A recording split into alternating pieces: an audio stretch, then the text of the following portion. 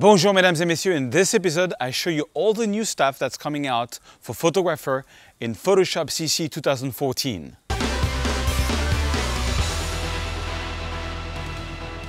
Bonjour mesdames et messieurs, my name is Serge Ramely. I'm a French photographer living in the beautiful city of Paris, France. And I make 2 tutorials per week. Click here if you want to get the raw files of all my past episodes. We're talking over 200 raw files from all over the world and pretty good quality photography, I would say. And click here if you want to subscribe to my YouTube channel. In last episode, I showed you some tips and tricks on composition. This is the final result. Check it out because I'm really showing you all the wrong compositions and the right compositions I did with this one thing. All right, this week, Photoshop CC 2014 came out actually yesterday, and I just want to show you really fast some of the new features I found so far that are really helpful for me as a photographer. Let me show this to you now, and also at the end you have a little presentation on my new course from my buddy Dare Stevens, which is Introduction to DSLR and Cinematograph. But first, here's the tutorial. Bonjour mesdames et messieurs and welcome to this new tutorial. In this tutorial I'm going to show you some of the new stuff that came out yesterday with Adobe Photoshop CC 2014. And I'm going to put more the attention on things which concerns me as a photographer. I have not discovered everything, I'm just looking around, but I just want to show you really fast what I find that's pretty cool. So here is a photo that my assistant took of his friends. They were jumping up in the air and they're pretty sharp and the background is a bit blurry. Well, there is a new selection tool. If you go to select, it's called focus area. And the whole idea of focus area, you will see right off the bat, it's going to try to select what's in focus and to ignore what's not in focus. So, what's not in focus is becoming white. Now, the key parameter is the in focus range. If you move it to the right, it's going to pick up more of some of the, things that are sharp or in focus. You see now we got back the arms. Let's see if we can go a little bit more because I want to get rid of that. Okay, well, if you can't go more, then you got this tool which is great. This is the minus, and if you just paint here, for example, you're just telling Photoshop you got to take that out of my selection. Same thing here. Let's go around here. So I'm telling him that I don't want this to be selected. And he's going to try to refine my selection, and it's doing a pretty good job. Let's go around the shoes here, for example, because the shoes is a bit blurry due to the fast movement of the man. But look, it's doing a pretty good job.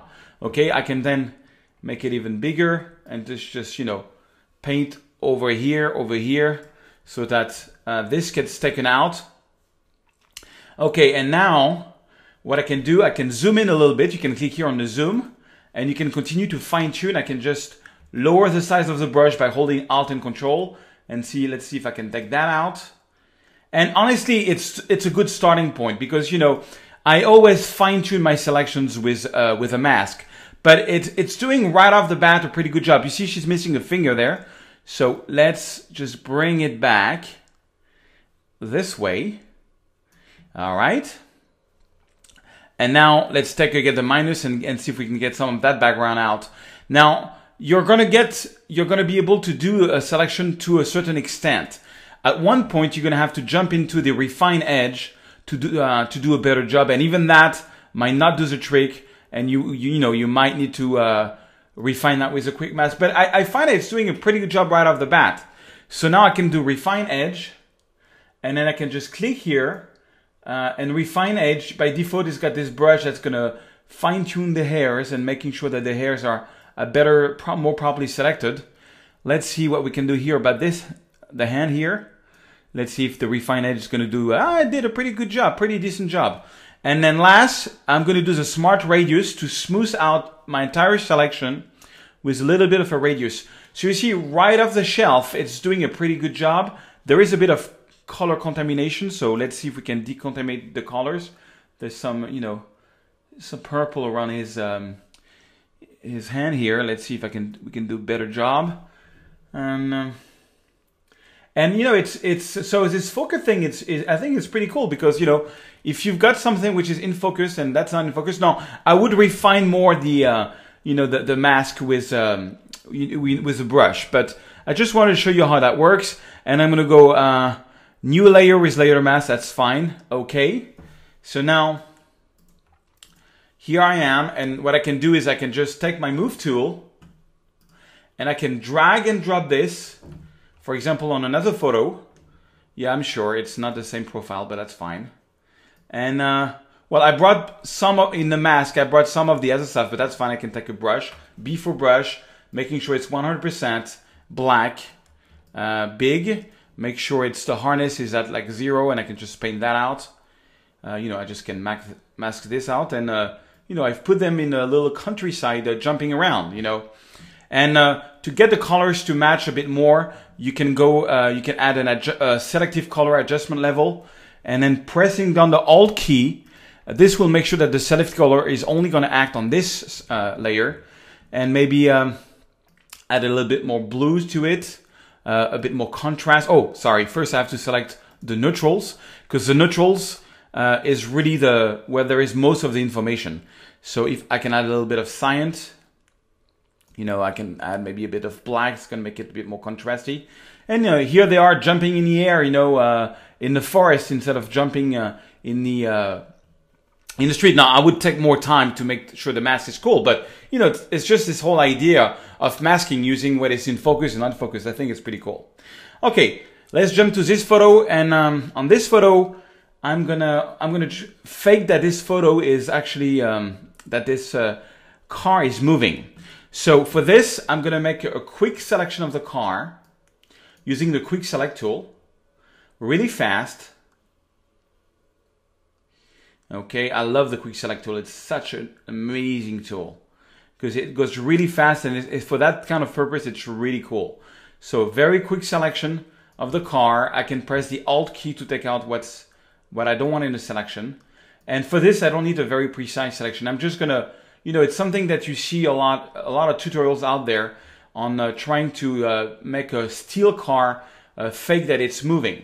Okay, that's what I'm gonna try to be doing. So at this point, I'm just gonna click on Refine Edge here, and just refine the edges a little bit, and it should do a pretty good job. Let's do it a bit more, and click on OK. All right, now I'm gonna press Command J, and that's gonna put on its own layer. If I press the Alt key, you can see just that layer, the car. Now I'm going back on the background layer, and I'm gonna go to a new set of filters. Filter, blur gallery, that's new, and pass blur. Now pass blur is really cool. You see, by default there is an arrow, and it's making like a direction blur from left to right. Now I want the opposite. I want the car to go to the other side, so I can just take my arrow and move it to the other side. Okay. Now as I'm doing this on the background layer, you can see the car is still in focus, but not the rest. And what's cool is you can even like give a little spin to your blur. I can press here to mark a point, lift it up, and press here another one, and it's going to make like a sort of you know, the blur is going to have a little S to it. Okay, now here to the right, you've got the settings. I can put the speed to the right to make it go a little bit faster, or and then the taper is going to change the way the blur is. Okay, and one really cool thing about this is the this option here.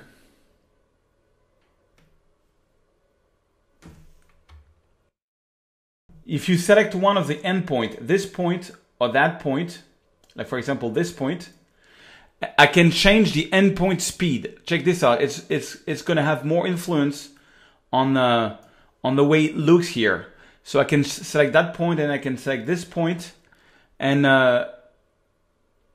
make it look the end a bit more, you know, more of this of the car or less, you know.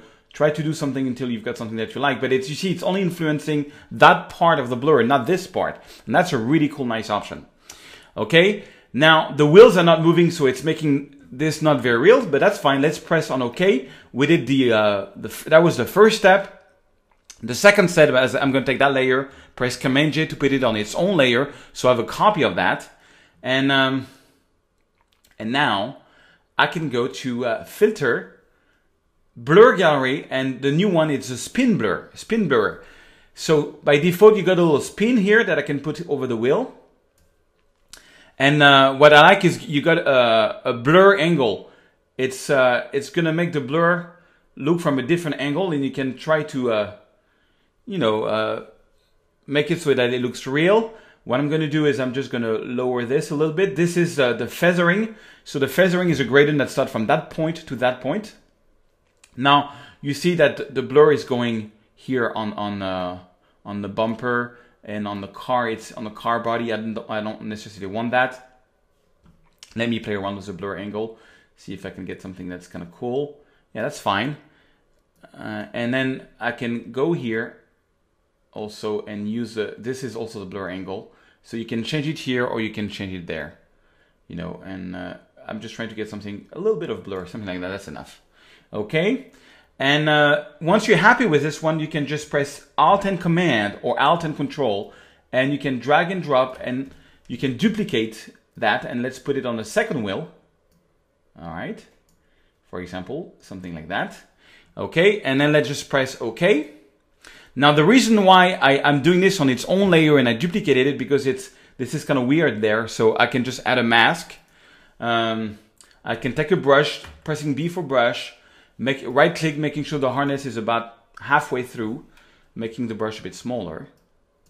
Okay, painting in black, and you know in black we mask, and now I'm just masking here because I only want the movement to be on the wheel itself, not on the rest. Okay, oh, I should have done one here also, but you know, you get the idea. I can actually do it right away. It's pretty easy. I can just go to Filter, Blur, Spin Blur. Okay, and just put this one on this wheel here, making it smaller, making this smaller. Yeah, because I don't want this wheel to make it a bit faster. You know, like this. We don't want this wheel. Okay, now this is too narrow. I want to put this there. Okay, that's way too strong. So I'm going to back it. Yeah, that's fine. Okay, I click on OK. And I mean, you could do it before, but I find that this one is a lot more visual. I can click on the mask now and just mask again this so that we only have movement here. So now we've got a car in movement, and if I go to View, to Windows, History, and I show you where we started. This is where we started, a regular photo, and this is where we ended. You know, so we are faking that it's moving. So this is two new blur, which I found really cool. I love all these new blurs that they have because you can see them in real time. Before, the real blur was like, you had no preview of it. It was really hard. Now you can really see what you're doing. Okay, so next, this was a photo that I showed you how to retouch a couple of weeks ago on my podcast. Now, you see there is all this graffiti here, and they made a change in the content awareness technology, which is really cool. Let me show it to you. I'm going to move this in the background, and I'm going to show you how it worked before. Before, to take out graffiti, what I would do is I would go to the patch tool here, and I would use the content aware. Okay? Now, so, you know, I can drag, I would select that, for example, and drag it and drop it on something which is cleaner. Okay? The problem is, you see how it's got different tones. You know, if I take some of that here, for example, and I bring it here, which is much darker, it's cleaner, but it's darker. You see what it's doing with the tone. It's not kind of cool. That was a big problem before. Now check this out. They have a new thing, which is structure and color. If you put, for example, 7 in colors, and I'm going to make the same move, so putting this on a cleaner plate, you see, it's totally different. It takes the tones into account. So it does a much better job and a much faster job to clean things up because it's going to respect the tone that's behind it. And I remember, I mean, it took me really a long time to clean up that photo. And now it's much faster because it takes tones into considerations. And that, like, for example, I can tag this. And before I had a huge smear there. And well, I still have a smear, but the tones are better. The tones are better. This I would need to use a stem tool on.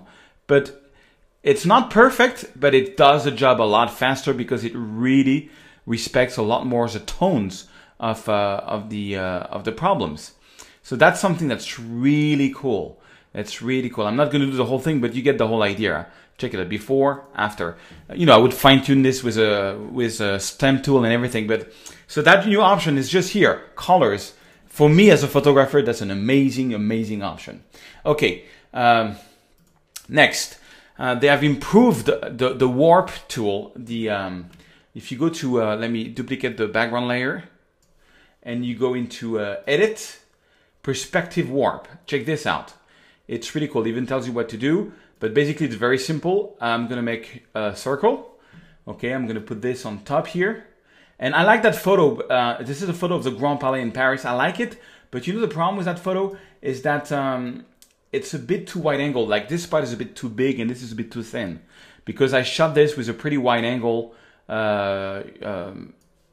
lens. Even so it was like a panorama. You know, it's still it was still, you know, it's still distorted, and I want to, you know, to give a final touch to it. So something like this, and then now making sure it takes everything into consideration. Okay, something like that. It's really following the, you know, the structure of this thing. Something like this. Okay, and now I can just make a new square, and I can just boom, make it come close to this. It's going to become blue, and it's going to become just one. And then I'm just going to follow here, same thing here. I'm going to follow the structure and the perspective. Okay, once you're done, so it's really easy to do. You just click on warp, and here comes Inception. And now you can, I can just lower this to make this a bit smaller. I can make this a little bit bigger, you know, so that it's not as much, you know, wide angle, because wide angle is going to take anything which is close, you know, very, make it very, very big, and anything which is far away, very, very small. So I can just click here on OK, and it's going to process it. And it's really good for, you know, when you do a city landscape to correct this. Check it out, before, after. You know, and I could have gone crazy with it. Now, of course, it took some of the sky, so I would, you know, use the patch tool, actually, you know, to maybe try to add some sky back there. Or if that doesn't work, I would go with a stem tool. That's pretty easy to replace sky or the content-aware fill. There's many techniques. I've done many tutorials on how to replace these holes. But you get the idea, okay? Oh, it's doing a pretty good job. It's doing a pretty good job with the new content-aware. So, and I've corrected the perspective in a few seconds. So that's some of the features that I've seen so far that I really like. Command D. And before, after, you know, I changed the perspective of the building. And voila. So I hope if you're a Creative Cloud member, check out these new functions and see what you can create with it. It's a really, really, really cool update that I find. Thank you guys, and back to me. Hi everyone, I'm Dare. Now I already know, because you watch Serge's courses and his tutorials, that you, like me, share a passion for amazing imagery. So in this course, what I want to show you is how to use the video function in your DSLR camera and capture amazing video image, take it into Photoshop, and turn it into a cinematograph. Now you've seen cinemagraphs a lot more on the web. They're this interesting blend of still and video to create this repeating animation over and over. They're a great addition to your website, your personal portfolio, or for sharing fun or special moments with friends and family. Now the course is broken down into a few different parts. The first one is an overview of shooting video on DSLR. I know a few of you probably already have some familiarity with it, but what I really want to share with you is things that I've learned over several thousand hours of film and video shooting, and the exact settings that can help turn a good image into a fantastic one and really harness the power of the chip and the lens that you have in your camera. The rest of the course takes up day cinemagraphs, night cinemagraphs, interior cinemagraphs, and do's and don'ts in those scenarios that you want to pay attention to, just so that you get the exact image that you're looking for. I'm really excited to go over this with you. Let's go ahead and get started.